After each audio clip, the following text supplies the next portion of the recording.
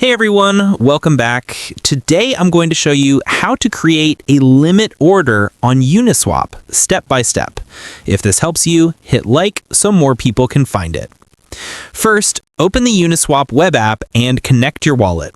Once connected, select Limit to start creating your order. Next, choose the token you want to pay by selecting it from the drop-down list. You can either browse the list or search for the token by name or contract address. Then, select the token you want to receive in the same way.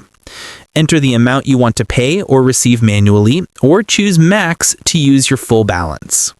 After that, set the execution price for your limit order. This is the price at which your order will execute. You can also use quick options like 1%, 5%, or 10% to set a price better than the current market rate.